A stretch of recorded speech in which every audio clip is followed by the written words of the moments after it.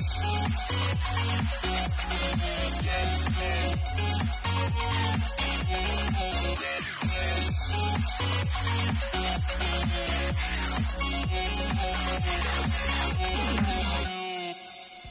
everybody, I'm April Diamond. It's Live with April Diamond here on Hey Vegas TV during 30 Days of April. And here in Las Vegas, there are a lot of artists. And today I get to interview the one, the only Don of Don. Oh, let's say it again. Domsky Glass. Fine Art Domsky Glass. Don Domsky Glass and Fine Art Gallery. Did I get it right? Domsky Glass Fine Art Gallery. I love it. And you say it so well. Don is my name. Okay. Domsky Glass are actually Barbara and Larry Domsky. So, and I'm Don Michael. Don Michael. Okay, Yes. so the M's and the M's is where I'm getting thrown off. Right. And I know it's confused people on the phone all the time too. Oh, okay. So that's why Gotcha. I can Well, roll thank with you. that. So, this is, I first walked in and I was like, wow, this place is amazing. And the color and the different kinds of art and glass and things that you painted and a lot of the musical things that we're going to see, you know, the cover art for albums and that kind of thing. You guys are going to love this. But I want to start with where you started. Where did I start? Well, my family is all from North Carolina. So Southern boy, grew up knowing from the time I was 4 years old that I was going to be an artist. I just had the opportunity to sketch something when I had a babysitter just trying to keep me out of trouble. And everybody told me how good it looked. And I was like, oh, I like those accolades. So I just kind of, from then on, always said I'll be an artist. And Sure. in my teen years, we ended up moving into the Panhandle of Texas. And while there, I was taught by the local sheriff's wife how to paint. And so that's when I started painting. It was as a 15, 16-year-old. And then graduated high school in Elk City, Oklahoma. Ended up going to college in Chickasha, Oklahoma, which is a little liberal arts college, University of Science and Arts of Oklahoma. Got my degree in fine art after a nice stretch of 14 years. Wow. And you have your degree in fine art. That's fantastic. Yes, I do. My professional emphasis in college was focused on silkscreen. Okay. So, and you'll see the style that approaches the silkscreen style with the paintings that you'll see in the gallery today. Nice. Kind of a pop Americana kind of a style that I kind of brought over from my silkscreen days. I see that, and I really like it. Thank you. I feel like that art that I've seen, you know, silk screening and art, like freehand art and just everything in between, I feel like that there's a preciseness in that silk screening world, and when you bring it over into the artistic, like freehand, I don't know if I'm saying the right thing, but there's like there's a mood, but there's also a preciseness. That would be a good description because we're breaking the planes of color into very specific planes. Okay. So in the case that I'm using acrylic paint, so as I paint it, even though I'm using maybe a palette of only 6 to 8 colors, by breaking those planes up and how I then have them interact with each other, it creates the illusion of the photo, or it kind of simplifies the whole process in a very complicated way. Yeah, right, exactly. So I don't know if that really described it well. Yeah, but it does. I mean, art is a little bit, you know, it's up to you, but there's also, there's a structure, and then there's like, we got to go outside of the structure, and then we have to create whatever it is that we're trying to say, right? Because art tells a story. It does. Every piece tells a story. Every time I sit down at a canvas, there's a reason for sitting down at that canvas. And so then the end result is the whole process that goes into that is the reason I sat down. Nice. Because I love the creative process. That's so great. Everything that goes into it is, it's just a love affair for me. Oh, that's so nice. And people, as I'm an artistic person myself in the world of music and etc., but I can definitely tell when I look at a piece of art of any kind, what was going on. Is there an emotional response like, oh, this person was having a bad day and they just expressed it and it's crazy.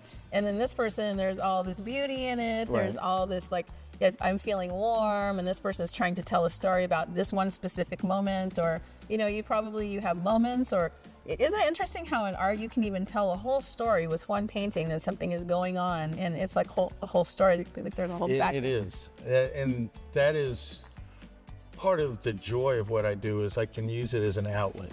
Yeah. The style that I've been currently working in is very controlled, so emotionally, I may not express emotionally into that, but there are times that I have created imagery using abstract or even surrealism to create stories that do tell those emotional type of responses to how life is treating me. Yes, and I feel like that we all have similar responses. So when we look at a piece of art, we go, "Oh, I felt like that," you know. Exactly. Oh, I know that feeling, you know, when I look at something. So, well, let's get into it. Here are some of the tools of trade, I guess you call it. Right. Yes. And we've got something cute here. I feel like I've seen that before. That is the Fisher-Price Play Family Little People dog. Okay. I did a whole series a while back, very realistic series of the Fisher-Price Little People. So cute. It's so well received because of the nostalgia that comes with it, those little imagery. Yeah. So whenever I started this Pop Americana style that I started working on about 2 years ago, I of course had to revisit some of the earlier subject matters from some of my other styles. Okay. And the little puppy was one of them. I did this whole series on wild animals also. So there's a tiger that I did in that style, and a rabbit that I did in that style. So I try to, as I evolve, create or go into new styles, I try to bring in where I've been into where I'm going. I see. So nice. And then I'm also like enamored with the Marilyn picture. Oh, thank you. I didn't feel like I could do a Pop Americana style without tipping my hat to Marilyn Monroe. Of course, everybody thinks of Andy Warhol in the Marilyn series. I wanted to do it my way. Or the Frank way. Right. So you have, and we'll look at that. Is that a Charlie's Angel? That is Farrah Fawcett. Is that Farrah Fawcett? Okay. Yes. Her smile. There's just something about that smile, and I wanted it to be. In fact, I believe I even titled it "That Smile." I call it my album series from the Pop Americana series that I've been creating. And to me, every song is like a memory, a time, a place. So it just takes you back. And so I wanted to tip my hat, if you will, to these artists that really have an impact in my life, one way, shape, or form. Some of it is all about the music, and some of it is about the album covers themselves. That's Buddy Holly. Buddy Holly, okay. That was the album that was put out right after his passing, you know, the plane crash, which we all know about. And what I wanted to do with that one is it's a black and white photograph of him, but I wanted to give it that ethereal feel, that winterscape feel, because it was the winter time when the plane crashed. Of course, the one, the only Michael Jackson. Oh, yeah. That's amazing.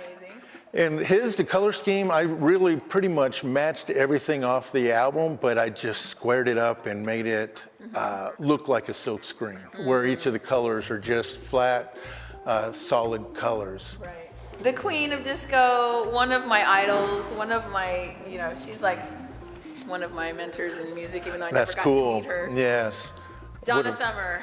I would have loved to have met her also. I had a crush on her in the 70s as well. But whenever I created this painting, I wanted to go back to her roots. Love to Love You was the song that really just, impacted America and introduced us to her. Yeah. And so this photo of her actually is from a screen capture from a video that I found from Germany before she'd even come to America. Oh, really? And then I incorporated the mirror balls and the lights, the radiance, and I just wanted to give it that energy, that disco energy. Yeah. That. These are your inspirations. Right, Dr. Hook there at the top. And I love Dr. Hook, and it's interesting. The 70s, they had so many big hits, but it's like nuggets that you find in here every now and then on the radio. Sexy Eyes, They of course did the song that everybody knows on the cover of the Rolling Stone. Oh yeah, Stevie Ray is my favorite. Boston, I love him. I got to see him 3 times in the 80s. Boston. Everyone knows that spaceship thing, right? Right. Yeah. And because everyone knows that spaceship, they also know that album cover. So whenever I did this album cover, I intentionally changed the color palette. I didn't want it to match. So what I did was I thought, what colors were in every home in America in the mid-70s? So around 75, 76, when this album came out, it would be those oranges, those greens. Okay. Rock stars hanging out. The cool thing with the Bruce Springsteen one is on the Born to Run album, Bruce is on the front, Clarence is on the back, and the fold is there. Well, I wanted to move both of them to the front. Oh, okay. So I did. I brought both Bruce and Clarence to the front. The back. So this is now, so you made it the front. Right. Okay, so instead of just Bruce on the front, Clarence on the back, I got both Bruce and Clarence on the front. And Barbra Streisand, the Superman. I had to do that Superman album because I remember when that album came out. To me, it was all about the album cover for that one, I'll admit. I loved the way she was in that pose with the T-shirt, the Superman T-shirt. Yeah. It was very sexy. Yeah. And so I wanted to, just instead of having the flat blue behind her, because in a 12 by 12 painting, it doesn't work too well compositionally, so I wanted to radiate out, and that's what the orange rays are about. Nice. But also I wanted to kind of show how impactful her music is. Oh, and yeah. so what better way than to have it just radiating out. I love it. Aerosmith, I mean, the legend. Oh, I love them, and of course this was their very first album. The Blues Brothers. Oh yeah. That is, that's a fun ride. That was a fun ride. It was it's a piece of my past also. You know, I'm a soul man is the big song off of there. Of course, everybody knows. Yeah. And the Red Hot Chili Peppers. Yeah, the Red Hot Chili Peppers. Everybody loves their shenanigans. Exactly. Yes. They got energy. Madonna. Yes, Madonna is actually one that I did years ago. This was the first one that I did in this style back in the early 90s. It was for a class project, for lack of a better way of putting it. Oh, really? In college. Okay. I wanted to, once again, tip my hat to Andy Warhol, but I didn't want it to be Marilyn. So I was like, who's trying to emulate Marilyn? And of course, it was Madonna at the time. That's awesome.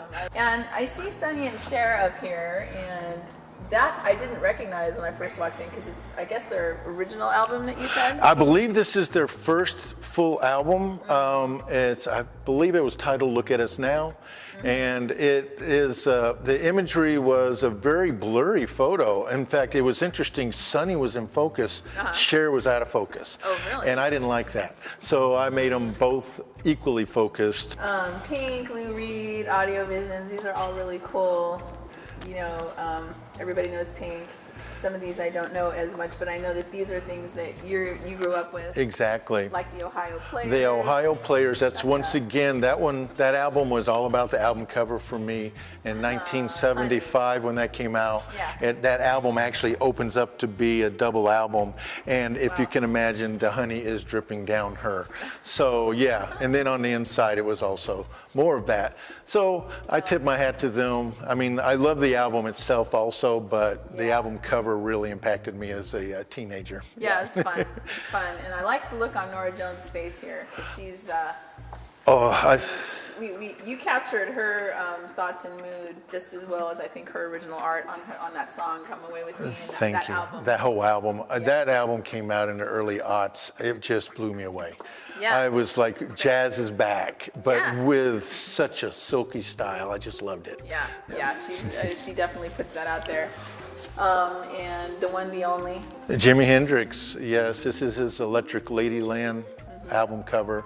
I started to put the title on it, which is not on the original, and then I was like, no, I like just Jimmy. No, everybody knows who Jimmy is. Everybody knows Jimmy. Yeah, and the band. Oh, I love those guys. The Wait, one of my favorite songs. Said that to me once. Have you heard the band? And I'm like, what band? I never understood that the band was a name. Right. And interestingly enough, the term I keep using, pop Americana, whenever I talk about this style, the first time Americana was used in music was in reference to the band. From their, I believe it may have been this original album, but one of the critics had said something about Americana, and it kind of stuck, and it does. And interestingly enough, 4 of the 5 were Canadian. Oh. And another interesting fact, only one of the band that's still left with us is Garth, who was the organ player in the background, and he was the oldest member of the band. Interesting. Lou is, yeah. Interesting fact. Yep. Marvin Gaye, Heart, of course. Dreamboat Annie, yes. Yes. What's going on? Oh, that's an amazing picture. That whole album is so amazing. That's just a great picture. You really, you capture the attitude of these people and really Thank you. help us see what's going on in the Monkees. Gotta have fun. The Monkees were all about fun. Yeah, they were getting into some trouble. The Killers, if people know that band. Yes, we love the Killers in our household. Yeah. My wife, one of her favorite bands, the Killers. Okay, yes. Yeah, they're great. Lots of energy, great storytelling, and the one, the only. Stevie Ray Vaughan. Yeah. I love him. I love everything about his music. He became one with that guitar, and having experienced him live, it was just an amazing experience every time. Yeah. We are online. At domskyglass.com. Domskyglass.com. And then Barbara also has a great Facebook page that she updates if we're having events or classes. Barbara Domsky, Domsky Glass on Facebook. Okay. You can look it up and then find her and like her page. Yes. All right. So if you guys are interested in any of this amazing art, it's domskyglass.com. Yes, domskyglass.com. And then on Facebook, Barbara Domsky, Domsky Glass. Okay. There you go. Check it out, and thank you so much for taking your time to tell your stories. Thank you for giving me the opportunity. I love this. Thank you. We love to hear the stories of see the art and hear the stories of the artists. So that's been a special treat. I hope you guys enjoyed that. And this is Live with April Diamond, 30 Days of April on Hey Vegas TV. Thanks for watching, you guys.